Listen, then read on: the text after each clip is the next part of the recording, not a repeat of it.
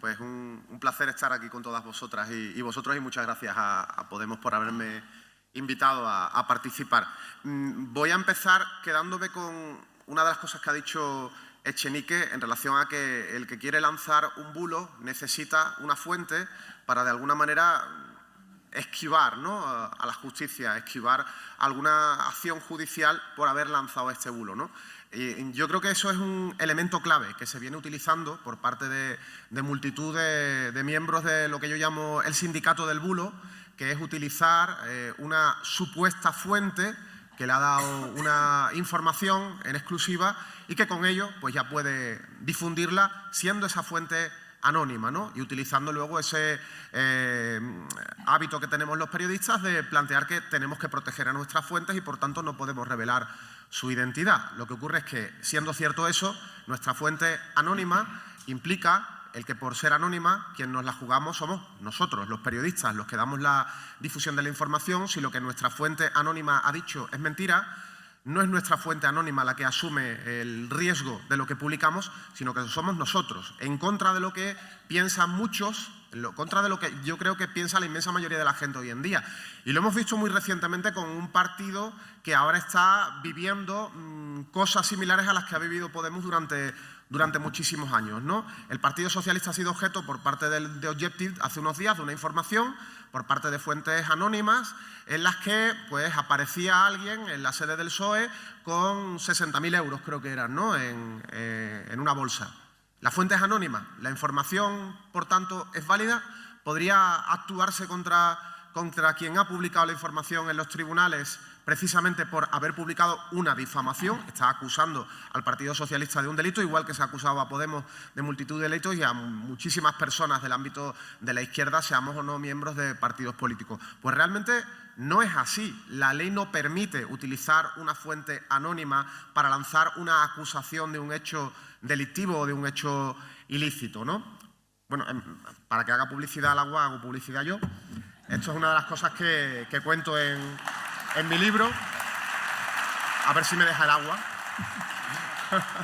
Esta es una de las cosas que cuento en mi libro, ¿no? En el libro que va a salir ahora en el día 30 de octubre. La lección 14 de Bulos Manual de Combate es precisamente que por utilizar a otro para lanzar el bulo no se está librando de la posible actuación judicial si ese otro es un anónimo. La ley, la jurisprudencia dice que un periodista se puede basar en la doctrina del reportaje neutral, diciendo todas las barbaridades que quiera sobre una persona física o jurídica, todas las barbaridades que quiera, si las pone en boca de otro, si las pone en boca de una fuente. Pero esa fuente no puede ser anónima. Es decir, si yo quiero acusar a Echenique de, no sé, de despedazar ardillas por la noche y quiero que aparezca públicamente esa información, yo digo que Echenique se dedica a despedazar ardillas por la noche. Yo asumo el riesgo de la actuación judicial contra mí porque yo voy a aparecer con mi nombre y apellidos en un reportaje que publique, por ejemplo, Diario Red. Pero yo lo asumo, no lo asume el diario. Ahora, lo que no puede hacer Diario Red es publicar que una fuente anónima afirma que fulanito comete tales delitos. Ahí Diario Red asumiría las responsabilidades. Por tanto, el reportaje neutral tiene esa limitación. Lo que se está haciendo en los últimos tiempos con el PSOE y lo que se ha hecho anteriormente con Podemos, cuando se ha recurrido a fuentes anónimas, igual que se ha hecho con Facua, realmente vulnera la ley orgánica que regula el derecho al honor, igual que podría incurrirse en delitos de injurias y calumnias. El problema de todo esto que os digo, que está muy claro en la ley y en la jurisprudencia, es que hay jueces que no lo saben. Yo en Facua, en una demanda contra Eduardo Inda y contra OK Diario, esto también lo cuento en el libro, porque también hay que reconocer y contar los fracasos, no solo contarlos. Por tanto, es cierto que lo que dice la ley puede estar bien, es cierto que nuestra jurisprudencia en materia de difusión de bulos puede también estar muy bien. Ahora lo que falta es que los jueces y los fiscales se la sepan y la apliquen correctamente. Puede que una sentencia negativa en ese sentido la recurramos ante una instancia superior y al final acabemos ganando. Pero puede también que no, porque estamos en manos de jueces que a veces aplican correctamente el derecho y la jurisprudencia y a veces no lo aplican correctamente. Y no tengo por qué decir que ese juez en concreto sea un corrupto. No, simplemente puede ser un juez que comete un error a la hora de dictar sentencia. Con lo cual, hay un riesgo cuando vamos a tribunales, y aquí ya hilo con lo que comentaba Echenique, el hecho de que yo haya podido tener la suerte, en parte, de haber ganado 25 sentencias judiciales contra casi todos ultraderechistas, difusores de bulos. Pues en parte he tenido suerte, en parte he puesto muchas menos demandas de las que me hubiera gustado, porque cuando vas a los tribunales contra este tipo de gente, te la estás jugando muchísimo. Te la juegas muchísimo porque tienes un riesgo que se llama condena en costas. Claro. Y otro riesgo que se llama pues la pena de la difusión pública de que hayas perdido la demanda y de que se viralice precisamente que pierdes. Porque cuando pierdes una demanda, ya sea de rectificación o por intromisión ilegítima en el derecho al honor, cuando pierdes, lo que trasciende públicamente muchas veces es que si has perdido es porque lo que decían de ti era verdad. Claro. Cuando no necesariamente es así.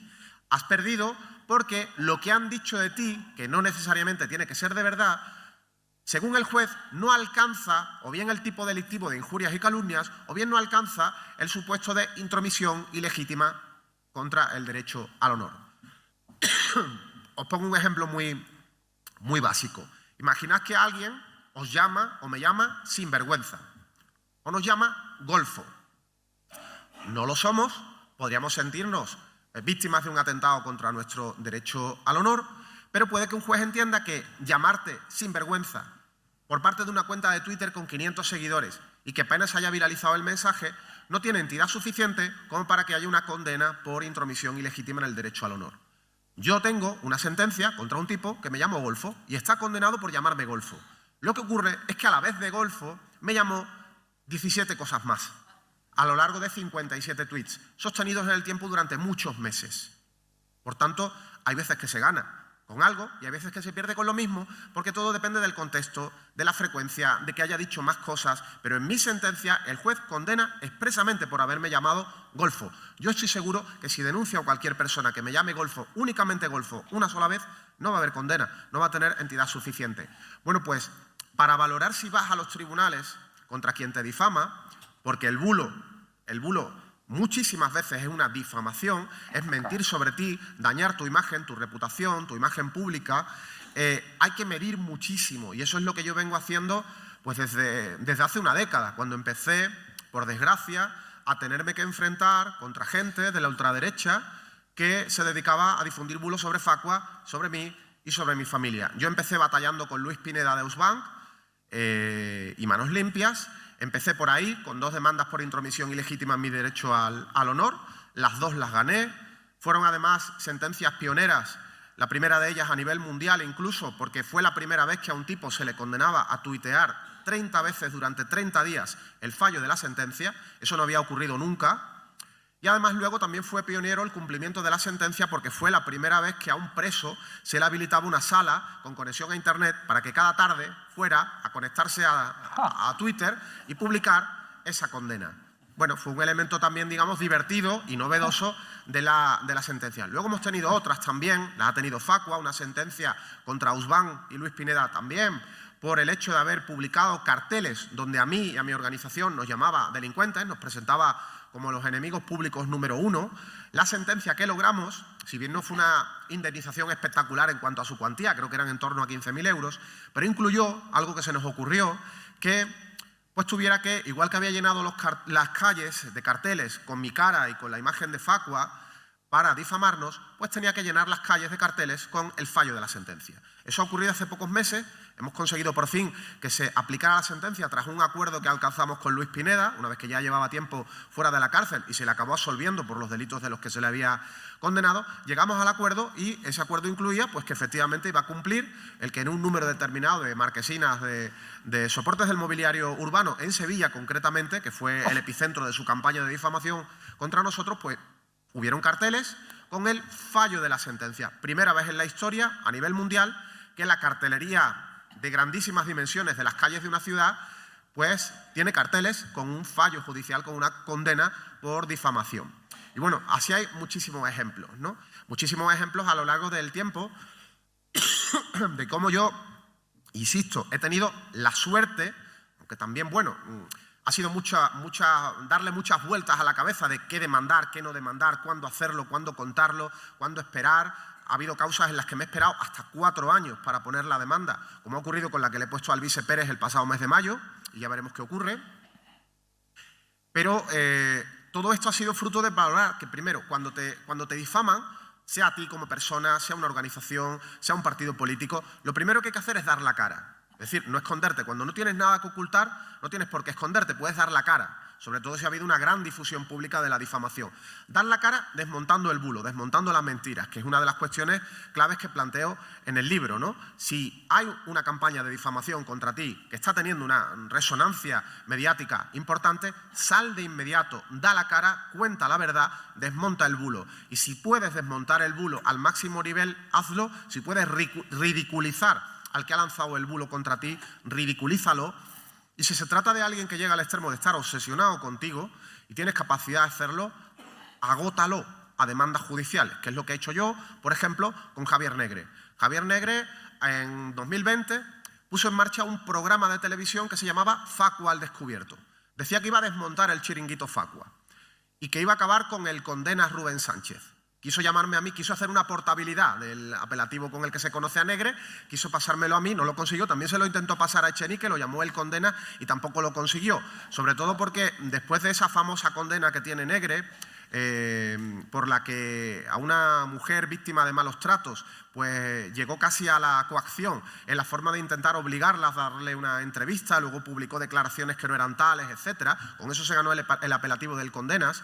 Pues después de eso, por las cosas que hizo conmigo, por la campaña que me montó y a Facua, pues se acabó ganando 6 condenas más. Con lo cual, digo, ha ido perpetuando el nombre con el que se le conoce. Y fue lo que hice. Cuando puse en marcha ese programa de televisión, en esa cadena de YouTube que estaba de una manera emergente, brutalmente, en la época de la pandemia, aprovechándose de las conspiraciones que se iban lanzando en torno al confinamiento, a las medidas que había llevado el primer gobierno de coalición para salvar vidas, pues en torno a eso decide que nosotros somos uno de sus enemigos a batir y monta un programa de televisión capitaneado por Cristina Seguí, donde empiezan a lanzar bulos semana tras semana.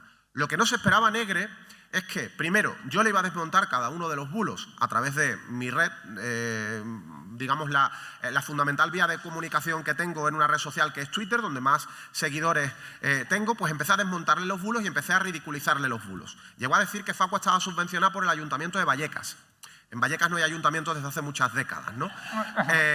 Bueno, bulo tras bulo se encontró con que yo se los iba desmontando. Y él, de alguna manera, posiblemente algo lo tendría previsto, el que yo iba a salir a desmontarle, e incluso pensó que le iba a hacer publicidad al programa, porque como yo hablaba de su programa y desmontaba los bulos, eso en el fondo para él era una retroalimentación. Pero lo que no se imaginaba es que por cada bulo, por cada programa, le iba a mandar un requerimiento de rectificación indicándole que si no cumplía, lo llevaba a los tribunales. Y lo llevé a los tribunales por cada uno de los programas de televisión donde me difundió los bulos y que no quiso rectificar. Al final le salió muy caro el programa Javier Negre.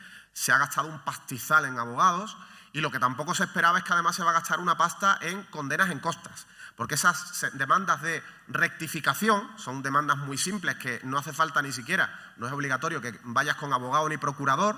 Lo que pasa es que yo sí fui con procurador y en alguna con abogado para luego cobrarle las costas. Y ahora me ha empezado a pagar las costas. Hace poco han sido 2.500 euros de la primera. Es dinero para mi abogado y para mi procurador, pero yo creo que mejor en sus manos que en las de Negre, ¿no? Y en breve le van a ir llegando más requerimientos de pagos de costas de procuradores de cada una de esas demandas. ¿Qué es lo que pasó con esa reacción?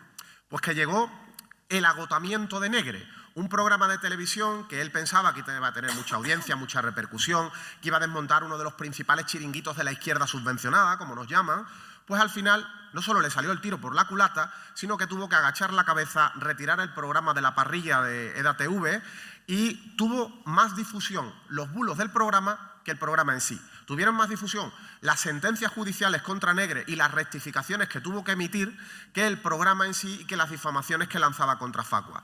En sucesivos medios digitales aparecieron una tras otra las condenas, en programas de televisión como Todo es mentira, una y otra vez aparecía Negre como protagonista porque otra vez había sido condenado, ridiculizaban cómo tenían que dar lectura en su cadena a la rectificación, al texto completo de rectificación que yo les requería, con lo cual ese es uno de los casos paradigmáticos de cómo un bulo o una sucesión de bulos, una campaña de difamación, provoca que tenga más repercusión, más resonancia pública, que se ha cometido un bulo y que al final ha habido una condena, que el efecto del bulo en sí, que era presentarnos a nosotros como, pues eso, un chiringuito subvencionado, yo una persona vinculada a determinadas prácticas delictivas, etcétera, etcétera. Pero esto no siempre se consigue, ya voy acabando. Esto no siempre se consigue. Esto se consigue en muy pocas ocasiones. Cuando se monta una campaña de difamación orquestada por medios potentes, por difamadores, por miembros del sindicato del bulo con bastante inteligencia. Negre no es que sea una persona especialmente inteligente, ¿no? Cuando se hacen estas cosas bien orquestadas, incluso orquestadas en grupo, porque no es lo mismo que un diario se dedique a lanzarte campañas de difamación a que ese diario sea utilizado como instrumento para darle resonancia a la difamación en una gran cadena de televisión. Un dirigente de una organización ciudadana que, bueno, en cualquier caso, tampoco tiene, lógicamente, la incidencia pública, política y social que tiene o que ha llegado a tener Podemos. Era el gran enemigo a batir por parte de la ultraderecha y por parte de los grandes poderes políticos, económicos, jurídicos, y por tanto esa campaña contra Podemos macroorquestada era muy difícil de batir, era muy difícil de ganar en el terreno mediático, en el terreno de la difusión pública. En el terreno judicial, iba a decir que era relativamente fácil de ganar, pero bueno, cuando tienes a determinados jueces que están obcecados con mantener tu imputación, aunque no haya absolutamente ni un solo indicio, pues bueno, es más difícil, ¿no? Yo no me he encontrado en tantas ocasiones a esos jueces, me lo he encontrado en alguna ocasión, pero en ese caso era más difícil. Por tanto, y para concluir, tampoco quiero que se vea el hecho, como me presentaba Pablo, de que me dedico continuamente a ganar batallas judiciales, de que es que yo lo hago mejor que nadie. No, yo he podido tener más suerte. Yo he podido tener también en parte la suerte de que no soy un enemigo a batir tan grande como lo pueden ser otros, como es el caso de Podemos, como es el caso de Iglesias, de Montero, de Echenique, que no ha habido esa macro campaña orquestada, una campaña tan grande. A mí me han puesto en marcha campañas por grupos de ultras, pero no han llegado a los niveles que han llegado con ellos. Seguramente si hubieran llegado a esos niveles, pues a mí también me hubieran conseguido batir, si no en el terreno judicial, si en el terreno mediático, y yo tendría una imagen muchísimo más deteriorada, que en cualquier caso la tengo. Cada día, los que veis redes, los que me seguís en redes o los que me leéis en algunos comentarios o comentarios que hacen sobre mí, yo tengo decenas o cientos de personas que me insultan, que me difaman, que lanzan bulos que han lanzado otros previamente sobre mí, y eso ya es algo que me voy a quedar toda mi vida. Pero creo que al final, de alguna manera, sabiendo que esa es ya la mochila que llevo a cuestas, que de los bulos siempre algo queda, sí he tenido esa suerte de ganar la batalla judicial al 90 y pico % y la batalla mediática en un altísimo porcentaje. Pero insisto que no es porque yo lo haga mejor que nadie, sino que porque, bueno, he trazado una determinada estrategia y he tenido una alta dosis de suerte. Muchas gracias.